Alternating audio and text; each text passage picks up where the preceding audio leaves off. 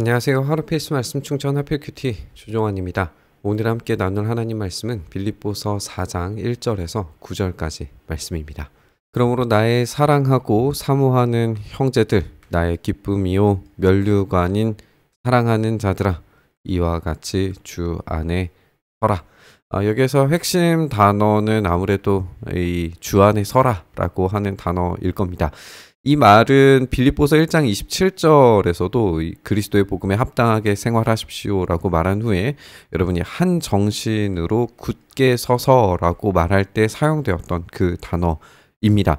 그래서 이 굳게 서다, 예수 그리스도를 닮은 모습으로 굳게 섰을 때에 그 탁월한 한 마음, 한 생각, 한 행동이 어떠한 결과를 가지고 올 것인가를 생각해야 되고, 그것이 무너졌을 때에 어떤 위기와 어려움이 찾아오는가에 대해 생각해 봐야 합니다. 내가 유오디아를 권하고 순두개를 권하노니 주 안에서 같은 마음을 품으라 라고 이야기해요.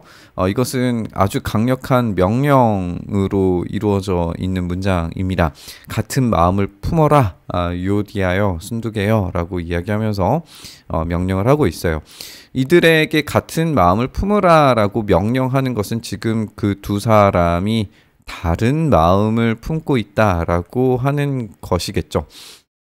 그들이 예수 그리스도의 영광을 위한 이 목적으로 같은 마음을 품으라고 말하고 있습니다. 왜인지 자세하게 설명하고 있지는 않지만 아마도 이 두 사람의 갈등이 교회를 굉장히 어렵게 했을 걸로 여겨집니다. 두 사람은 아주 힘껏 사도 바울과 함께 하나님 나라 복음을 위하여서 최선을 다해서 살았던 사람들이었습니다. 그것을 잊어버린 게 아니에요. 그런데 지금은 어떤 이유에서인지 이 두 사람이 갈등 국면에 있고, 이 갈등이 빌립보 교회를 굉장히 어지럽고 힘들게 만들고 있습니다. 이들이 화해하지 않는다면 교회는 굉장히 큰 어려움에 빠져들게 되겠죠. 또 참으로 나와 멍에를 같이 한 내게 구하노니 복음에 나와 함께 힘쓰던 저 여인들을 돕고 또 글레멘드와 그 외에 나의 동역자들을 도우라. 그 이름들이 생명책에 있느니라, 이렇게 이야기하고 있어요. 유오디아와 순두개 또 글레멘드와 동역자들은 복음을 위해서 분명히 함께 힘썼던 게 분명합니다. 같은 마음으로 하나님 나라 영광을 위해서 그렇게 싸워왔는데, 그것이 시간이 지나고 어떠한 문제로 인하여서 갈등을 겪고 있기 때문에 지금 이 문제를 해결하기 위해 서신을 보내고 있다는 걸 우리가 알게 돼요.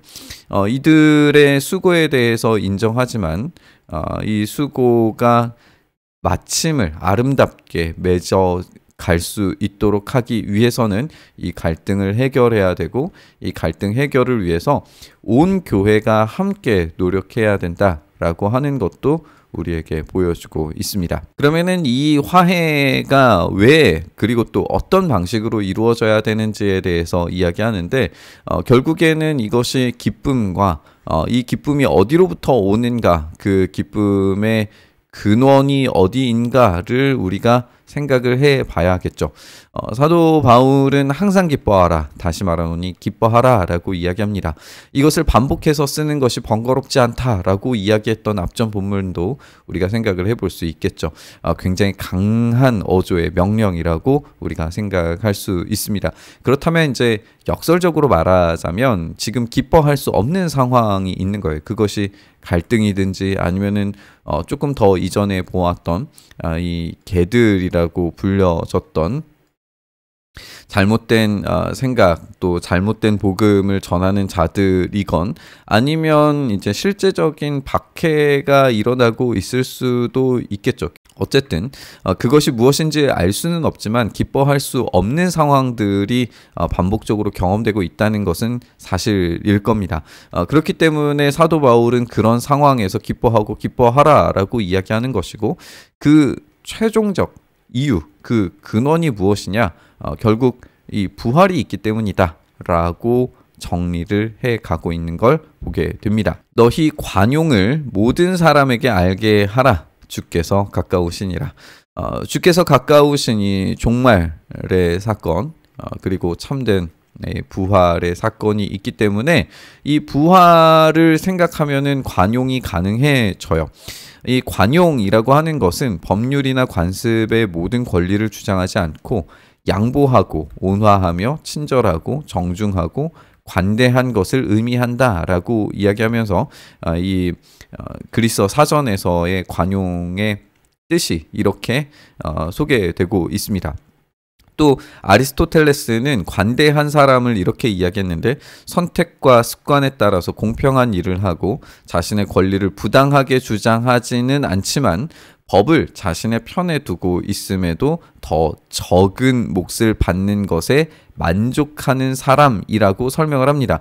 그러면 이런 관용은 은혜를 받지 못한 사람들이 여전히 뻣뻣하고 까칠할 수 있는 것과는 반대로 그리스도인들의 삶은 적은 것을 받아도 조금 모자라게 받아도 그것으로 만족할 수 있다는 거예요. 왜냐하면 여기 현실에서 적은 것이고 모자라게 경험되는 것이지만 지금 현실이라기보다는 현재에서는 그렇게 경험되고 있지만 종말에 부활에는 더욱 넘치게 받으리라고 하는 것을 알고 있기 때문에 관용이 가능해지죠. 만약에 우리가 부활에 대한 확신이 없다면 이 관용이 불가능해질 거예요.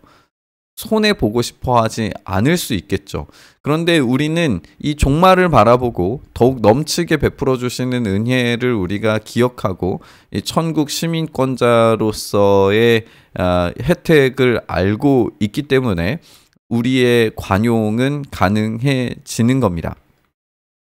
아무것도 염려하지 말고 다만 모든 일에 기도와 간구로 너희 구할 것을 감사함으로 하나님께 아뢰라. 여기에서 이제 대비가 일어나고 있는 걸 보게 돼요. 아무것도와 모든 일에 그리고 염려하지 말고 기도와 간구로 이게 대비가 되고 있죠. 아무것도 하지 않아야 되는 것은 염려이고 모든 것을 해야 되는 것은 기도와 간구입니다. 그러면 이제 우리는 이렇게 생각을 해볼 수 있을 것 같아요. 우리의 모든 일을 두 가지의 선택지 앞에 놓는 거죠. 염려가 있고 그리고 기도와 간구가 있을 겁니다. 그러면 우리는 이 모든 일을 어떤 것 하나도 염려로 주면 안 되고 이 모든 일을 기도와 간구에 포함되도록 만들어야 되는 거예요. 그래서 염려는 아무것도 없고 기도와 간구 안에 이 모든 일이 포함되도록 만들어야 됩니다. 모든 일을 감사함으로 하나님께 아뢰 수 있는 것도 부활이 있기 때문에 그렇습니다. 왜냐하면 모든 것이 합력하여 선을 이루시는 줄 믿는 그 부활을 확실히 우리에게 주시는 것을 확신하는 사람들은 감사가 가능해지죠. 기쁨이 가능해집니다. 그런데 그렇지 않을 때에 염려하게 되는 거예요. 그러니까 결국에는 이 부활이 확신되느냐 안 되느냐의 차이인 겁니다. 모든 지각에 뛰어난 하나님의 평강이 그리스도 예수 안에서 너희 마음과 생각을 지키실 것이다. 그러면 이 부활에 대한 확신을 누가 주시는가? 하나님의 평강이고 모든 지각에 뛰어난 하나님의 평강입니다. 그리고 그것이 너희의 마음과 생각을 예수 그리스도 안에서 이 부활의 확신 안에서 지켜주시리라고 이야기하고 있습니다. 결국에는 이 부활이 있기 때문에 우리의 기쁨도 감사도 평강도 가능하다라고 읽을 수 있습니다. 끝으로 형제들아 무엇에든지 참되며 무엇에든지 경건하며 무엇에든지 옳으며 무엇에든지 정결하며 무엇에든지 사랑받을 만하며 무엇에든지 칭찬받을 만하며 무슨 덕이 있든지 무슨 기림이 있든지 이것들을 생각하라.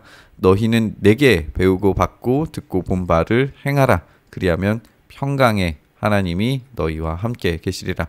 계속 이제 반복되는 표현들이죠. 평강의 하나님이 너희와 함께 계시리라. 그 예수 그리스도의 안에 한 마음, 한 뜻으로 굳게 서는 것.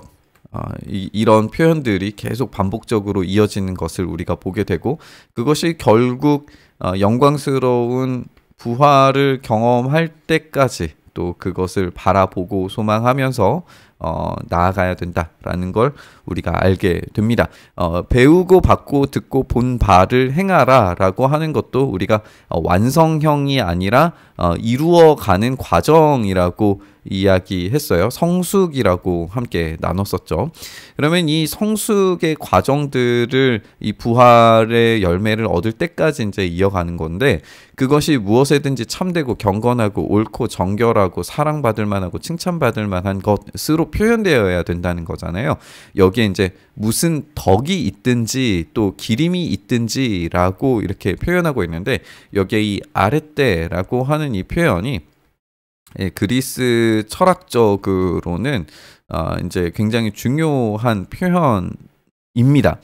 그래서 어떤 이제 학자들은 이 목록들, 이 참되고 경건하고 이런 목록들이 이 도덕 교과서처럼 보여진다. 일반적으로 그리스 철학이 이야기하고 있는 참 인간이 가져야 되는 도덕 기반한 내용들이다라고 이야기를 해요. 그러면 이제 우리는 조금 더 생각을 해봐야겠죠. 그리스 철학이 말하고 있는, 스토아파가 이야기하고 있는, 또 플라톤과 아리스토텔레스가 이야기하고 있는 이 아레떼, 이 덕이라고 하는 것을 초월한 도덕이 부활을 기대하는 자들 안에서 드러나게 되어 있다. 이게 이제 바울이 말하고자 하는 바라고 이야기할 수 있습니다. 그것을 위해서 달려가는 것이고, 그것을 위해서 한 마음으로 함께 굳게 서서 부활을 향해 달려가자라고 이야기를 하는 거예요. 그러니까 지금 이 교회가 보여주고 있는 이 갈등을 왜 해결해야 되는지도 생각을 해보게 되죠. 이 갈등으로는 덕을 드러낼 수가 없습니다. 일반 사회가 말하고 있는 이 덕을 뛰어넘는 그리스도의 평강이 지금 교회를 완전히 사로잡지 못하고 있는 상황이에요. 그렇다면 교회는, 그리고 함께 지금 이 문제를 해결하기 위하여 간 우리의 지체들은 결국 무엇을 이 교회 안에 전하고 회복시켜야 되느냐? 이 부활의 드러남, 이 참된 복음을 다시금 선언해야 됩니다. 이 복음 안에서. 그래서 최종적인 결말이 우리에게 있다라고 하는 이 사실을 다시 한번 인식시킴으로써 이들이 다시 교회로서 굳게 서는 일들이 일어나게 될 겁니다. 우리 안에 갈등이 있을 수 있고 문제가 있을 수 있고 또 염려할 수밖에 없는 상황들이 벌어지고는 합니다. 그러나 그때에 우리가 바라봐야 하는 것은 지금 현재의 상태가 아니라 우리에게 보여주실 그 영광스러운 부활의 상태인 줄 믿습니다. 그 부활의 상태를 우리가 생각한다면 우리는 너그러워질 수 있습니다. 만약에 너그러워지지 못한다면, 내가 손해보는 것을 막 아까워한다면 그것은 복음, 부활에 대한 확신이 작아진 상태다라고 생각해야 될 겁니다. 정말 주님께서 우리에게 부활을 주신다면 그 놀랍고 영광스러운 가장 큰 선물을 우리에게 주신 것을 우리가 확신한다면 지금 경험하고 있는 이 불안, 또 염려, 걱정, 손해, 억울함, 이런 모든 것들이 훨씬 더 작아지고 이 갈등을 해결할 수 있게 될 겁니다. 오늘 우리가 이 부활 앞에 서서 우리의 염려들을 다 내려놓고 감사함으로 모든 것을 바꾸어 선을 이루시는 주님께 우리의 삶을 온전히 내어드려서 그 참된 덕, 가장 아름다운 탁월함을, 성숙함을 우리 안에 경험할 수 있게 해주시기를 간절히 바라면서 우리 묵상의 자리로 나아가시죠. 주님 안에서, 부활 안에서, 복음 안에서 그 참된 덕과 탁월함, 그 성숙함을 경험할 수 있도록 주여 은혜 더하여 주시옵소서. 그렇게 오늘도 우리가 염려보다 감사로, 염려보다 기쁨으로 나아갈 수 있게 하시기를 간절히 바라고 소망하며 우리 주님 예수님 이름으로 기도드리옵나이다. 아멘.